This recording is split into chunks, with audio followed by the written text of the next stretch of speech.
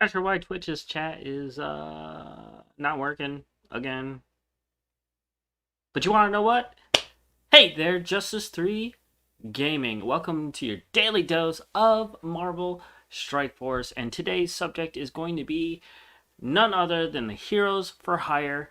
And I'm going to be discussing ISO-8s and what the community is actually choosing based on the ISO competence that you can check out on MSF.gg. I do highly recommend using them as a resource for your Marvel Strike Force needs. They are very good at putting together some great content for you to look through. But let's get into it.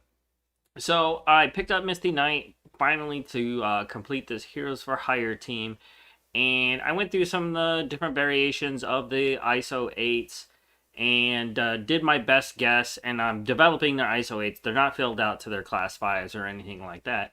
Although they are dangerously close, just ran out of ISOs, honestly, or ions, I mean. And I do think I've kind of fell on what I want to be able to do with these guys ISO-8s. My recommendations aren't necessarily going to be the same as what you should be using on your Heroes for Hire team, unless you meet certain qualifications, and usually that's going to boil all the way down to how many red stars do you got, how many T4s do you have invested. They are my newest project, so I will be maxing this team, and I'll do some videos for you guys along with any kind of positioning, although this is sort of giving away my recommendation for positioning to begin with. And I'll tell you why, and I will reveal to you in a little bit who my fifth choice is defensively for this team. So let's go through the ISO-8s that the community so far that has picked up Misty Knight and has completed their Heroes for Hire, what they think about the ISO-8s that they're placing down for these characters. And a lot of them are content creators like myself. I'm telling you that much right now because we're all picking up those packages to be able to try to get some good content out there. I've already seen a whole bunch. Some people have some great recommendations, others faulty. But I'm not going to go into that too much. And so let's go over Colleen Wing. The community believes that Stryker is her most powerful choice right now. And ultimately, when you're talking about the hive mind, they're always going to be a little bit better than any singular mind of things. And again, like I was saying, based on your individual characters, that could drastically change what your choices are going to be for your ISO-8s. So be careful when you're looking at confidence or other content creators other than myself, of course, and decide for yourself what's going to be best defensively for your team during war. Outside of war, I don't recommend using this team for anything really, but if you do, that is going to change your choices for ISO-8s because there are a lot of things that drastically change, like HP and focus for this team in war that you need to be aware of. So study those kits closely, make your choices wise. Second is going to be Skirmisher. Third is Raider, Fortifier, and then Healer. Obviously, fourth and fifth are usually the worst choices that you can go with. And Stryker, I would have to agree on this one. And based on her kit, I do, contrary to what I have on my screen right now, I do have a theory that Skirmisher is going to work out better for her because her damage is already really high. But here's the thing about her damage. It's piercing, mostly. And piercing damage is some of the best damage you can get in the game right now. I mean, some of the biggest characters right now are sporting piercing damage. We're talking Silver Surfer, Kestrel, and it can be pretty drastic how much damage they can do based on that alone. So I'm actually thinking about going with the community on this one and going Stryker. However, she is super fast, so defensively, when she gets out onto the field, she'll be able to place that vulnerability for Misty to take advantage of, or whoever your fifth character is, and remove some negative statuses out there if she hits any of the ones that has vulnerability already. I don't see that happening. It's one of the reasons why I'm kind of changing my thoughts on the process, because there's nobody else out there that's really placing that vulnerability out there for her to take advantage of. She is fast. She's not that fast.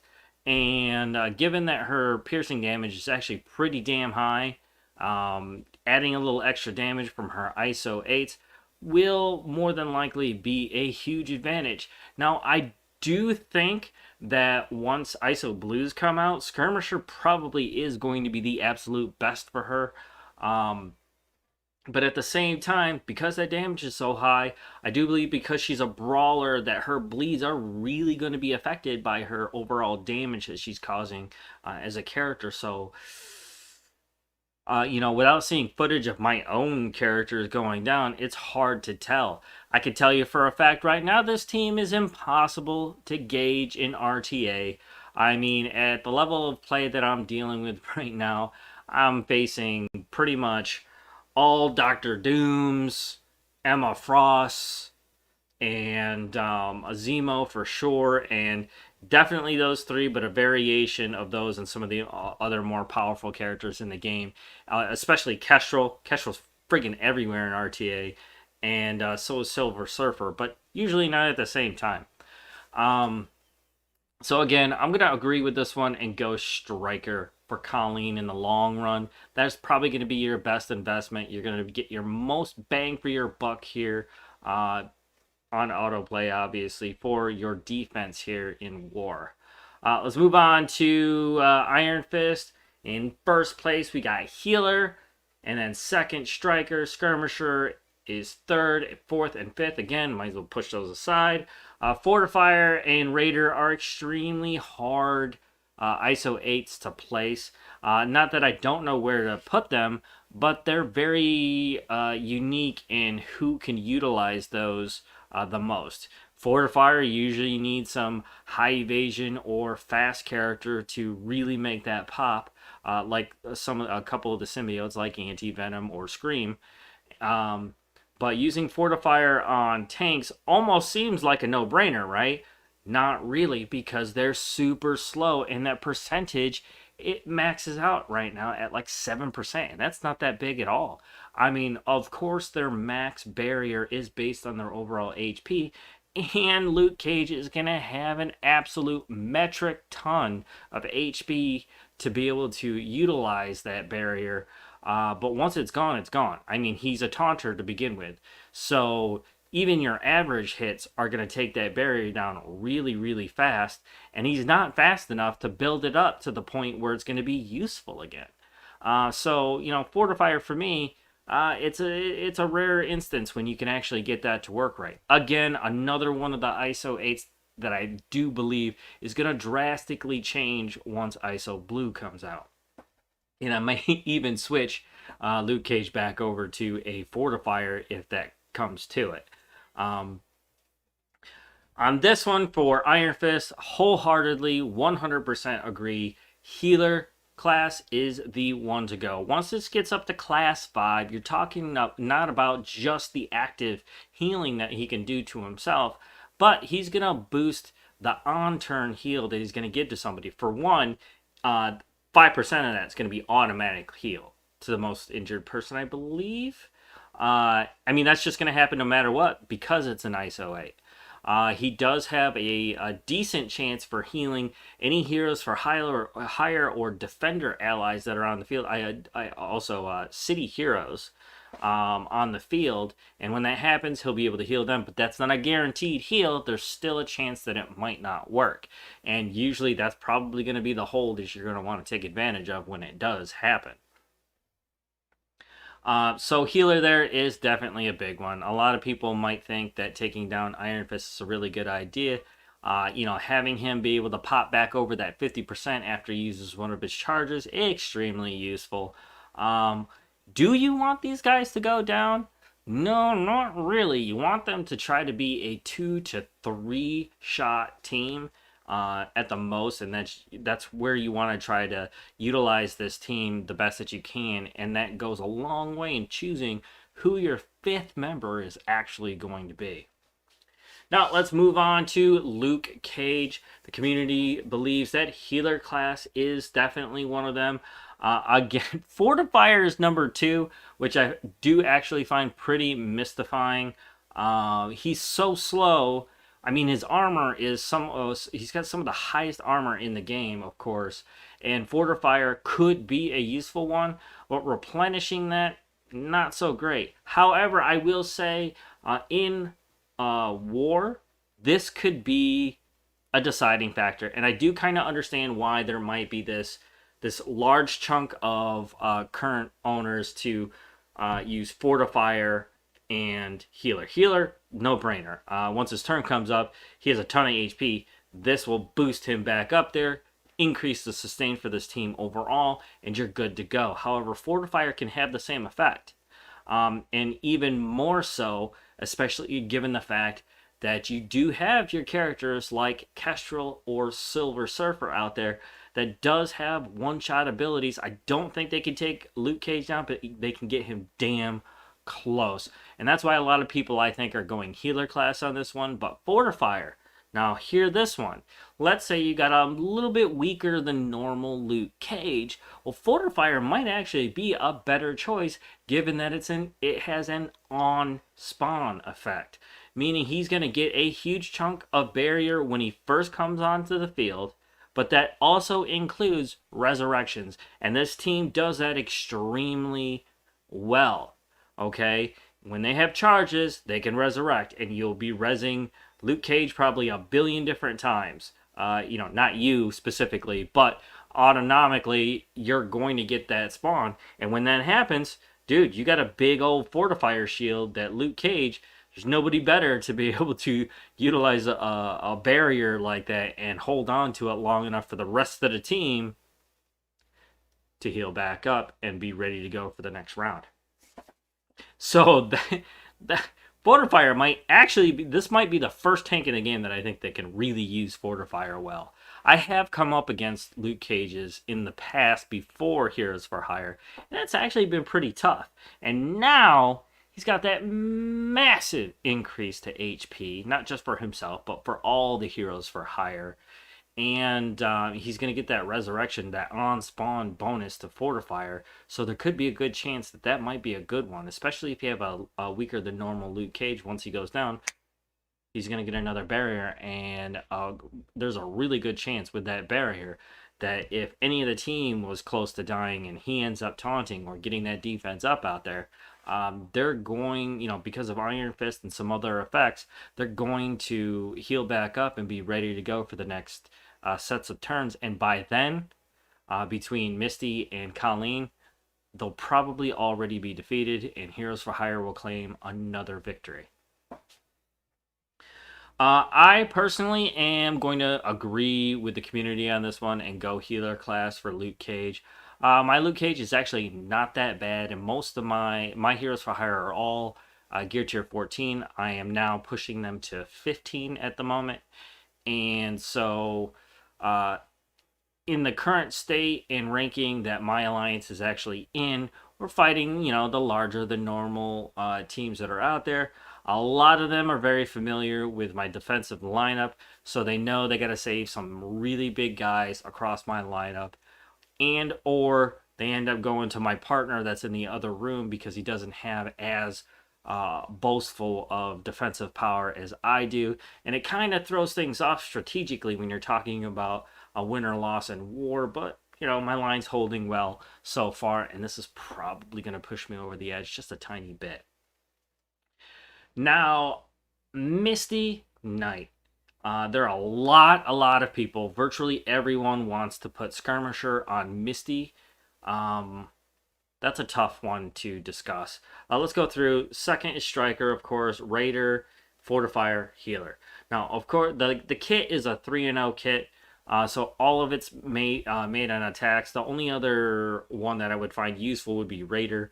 But since there's no real crit manipulators to deal with this team, Raider is pretty much all the way out for any attackers on this team. I do not recommend that on any level.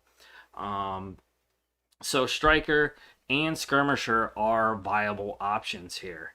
Now, this is going to be another one of those ones where I think if you choose Skirmisher or Stryker, obviously you should choose the opposite for Colleen. That way you can utilize that extra attack.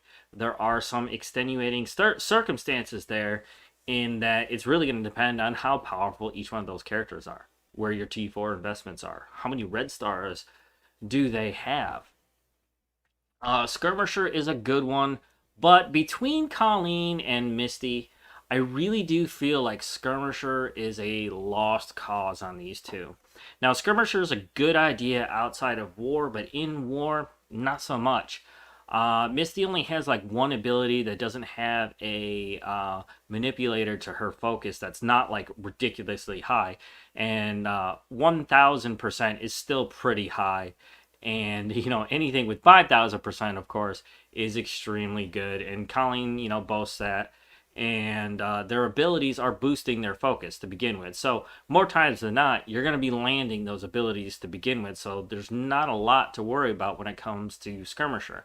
The only thought that you should have is how many positive statuses can I take away from the enemy in order to be able to survive and move on to the next area. Now, Colleen's super fast. Misty's going to have some high sustain. But for me, I am going to disagree with Skirmisher on this one.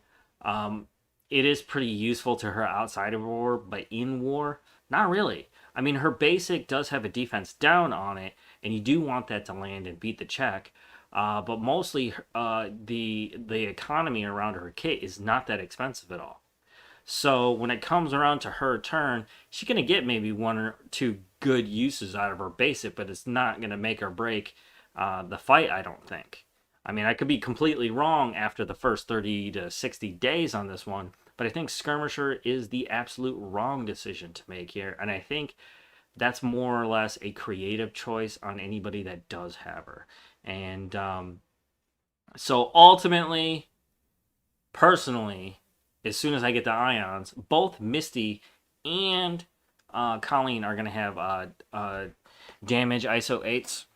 I am going to most likely change my mind on that once, again, ISO Blue comes out, and that could change what Colleen's contribution to the team will be defensively, because she is very fast.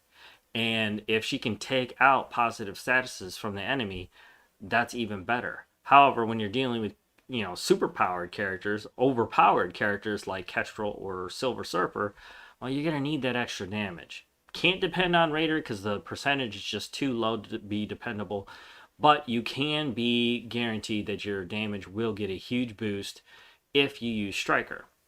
Now with Misty, she's got a lot of big hits also. Given that it's more of a control issue for her, the extra damage is a welcomed addition to this duo. Also, for the fact that Skirmisher's not going to be that useful to her. She's not fast enough to really make that useful, and anything that she does hit with her powers during war are gonna land because those manipulators are so high. I mean, the resistances, you'd have to be one of the OP characters to be able to resist Misty Knight. We're talking like Silver Surfer type status, Jessica Jones type status. And so I'm going, personally, I'm going with Stryker for both Colleen and Misty Knight. So, real quick, let's discuss some of the options people are using for the fifth character on their defensive squad. Now, I do recommend actually using Doc Ock as one of those, especially if you got like kind of a full lineup on your defense. As a standalone character, he can survive damn near anything, and he's going to create a lot of problems for some of the teams that come around and try to take him on. He's also has a summon to hopefully take care of at least one or more charges off of Kestrel if she ends up showing up, which more than likely she will for this fight. Another really good one is a hero city character by way of symbiote Spider-Man. I call him Black Suit Spider-Man. Mostly because he's got a rebounding defense down attack. He can extend any of the negative statuses that end up going out there. And, that means bleeds, that's ability blocks, that's heal blocks. There's a lot of stuff that he can take advantage of while he's out there, up to and including a stun with his ultimate.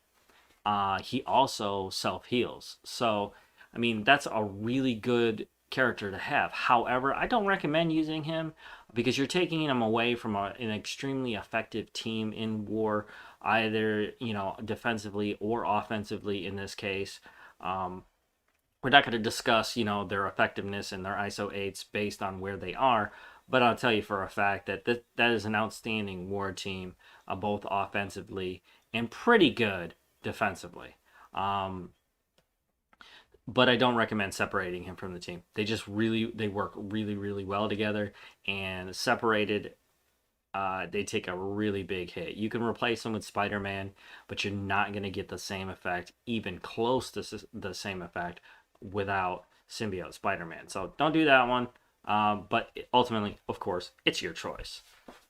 Um, a really big choice could be Silver Surfer on this one if you prefer using Silver Surfer as a defensive character. I would recommend more than likely going with either a Fantastic Four or Astonishing X-Men, because he can take advantage of the cosmic hero that would be a part of the team here. He doesn't really get that.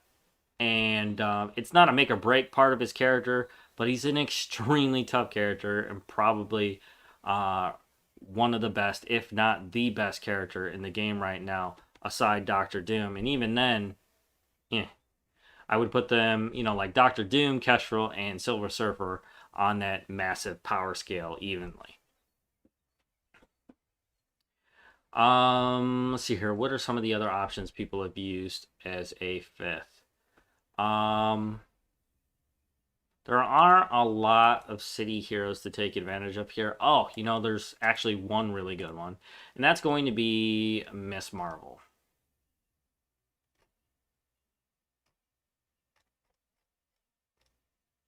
My Miss Marvel is not that great. But considering that she can utilize the brawler status of both Iron Fist and Colleen Wing really well here, she's going to be able to get additional attacks off, and she has a massive heal to herself. And so whenever those other characters who drop below 50% end up doing that and basically heal back up, but get a huge boost, to their stats and whatnot, having Miss Marvel pull a taunt is extremely useful. Especially when you're talking in reference to protecting their charges. Silver Surfer does have the ability to remove those charges. So keeping them away from a couple of the bigger characters like Misty Knight and Colleen Wing is probably a really good idea. Luke Cage is going to be able to protect himself pretty well, and Iron Fist is going to support that. But having an additional taunt out there is actually pretty useful. Now, I would recommend using a skirmisher for Miss Marvel, though, given her assists are extremely high, and getting a vulnerability out there for both Misty Knight and Colleen Wing, they both can take advantage of in a really good way. There are no other city heroes that you could really put here that are going to matter that most. I mean, Punisher has kind of fallen off the edge. That's another character with piercing damage that you could use, but I would suspect that he would fall over pretty quickly. You could use a character like Ghost Rider. He'd be really effective, but not as much as some of the other choices.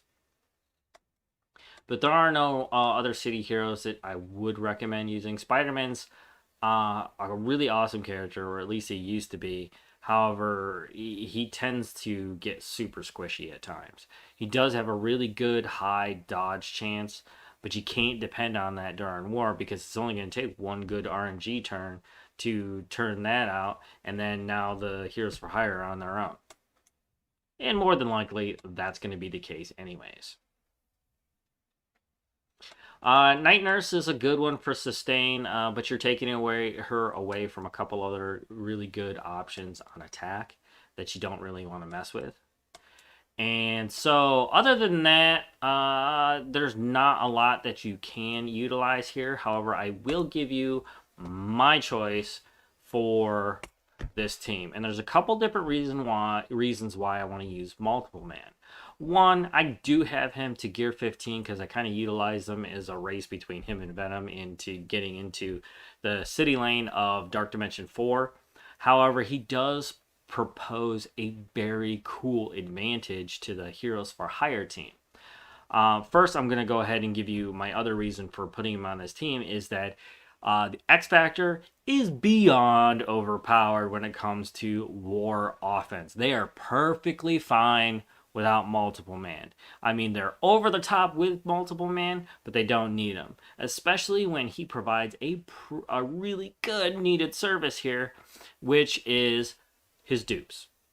Those duplicates are extremely useful, and his speed is right at the moment just before Luke Cage can go. And so he's going to have his dupes out there, and a lot of people, either AoE or what have you, are going to end up hitting him at some point. And he creates duplicates the more hits he takes. But he's also going to be giving them awesome things like counterattacks, death proof, which is just as good as making a character lose their turn, and even better, taunt.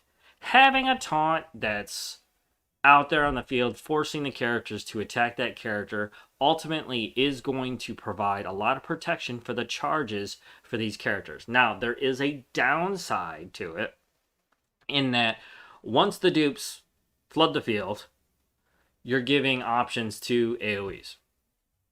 Now, Kestrel is extremely dangerous in that regard, in that her special is going to hit adjacent targets with defense down, and she has a metric ton of piercing damage to take hold of.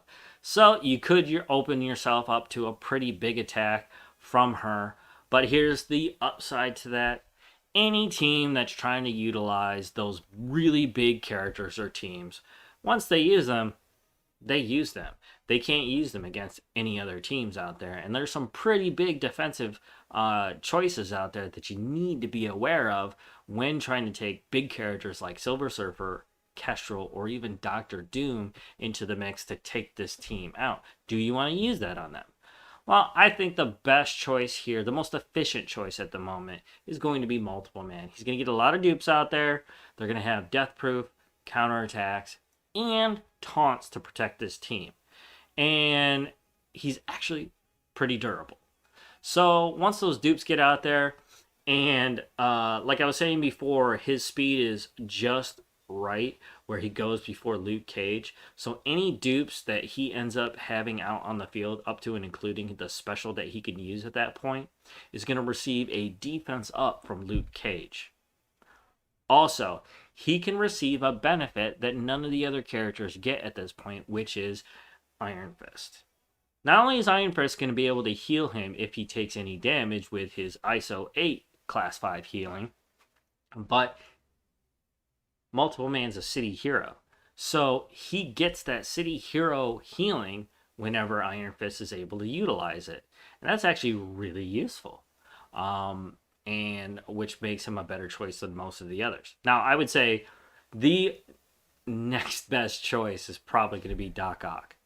I mean, he's practically a one-man war machine to begin with. He frustrates a lot of fighters out there with his ability to recharge his health and how much he can block with it. It's pretty crazy. All right, that's going to be it for the show, guys. That is the agree or disagree with the community. And one last time, I do agree with the community on Colleen's Stryker. I agree with Iron Fist healer class. I do agree with the healer class on Luke Cage, but I'm strongly considering Fortifier if need be, depending on how many wins, how many wins I can get out of this team. But I do strongly disagree with Skirmisher for Misty Knight, given that she's got manipulators for focus especially in Alliance War. There's almost no point in having that Skirmisher out there, and she's not fast enough to really utilize the removals that she could do with those vulnerabilities on the field. She's much better off placing more damage out, because she's not too bad with damage. So giving her a little bit extra with that ISO-8 is pretty good, and it makes her a bigger threat, especially for me. Given that I got real lucky, got her 7 red stars. Not that she has 7 red stars right now, because that's impossible. But since I did, I kind of follow where the red stars go, and that's one of the biggest reasons why this is my new project. So thank you guys for coming by. If you ever do have questions, let me know in the chat in the future. I'm usually here around the same time every day, unless there's some big family stuff going on that I need to take care of. I am a solo parent, so that is always going to take priority, and I'm sure you guys can understand that.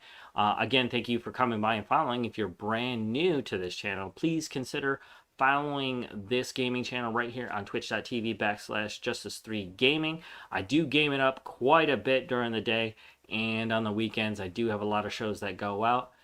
If you're a bigger fan of YouTube, I do obviously live stream there as well. I multi-stream, so you can catch me out there. And if you do, hit that video with a like, because I do upload these videos as well. And more than likely, if you're just a Marvel Strike Force fan, I do have a dedicated channel called Justice 3 Strike Force.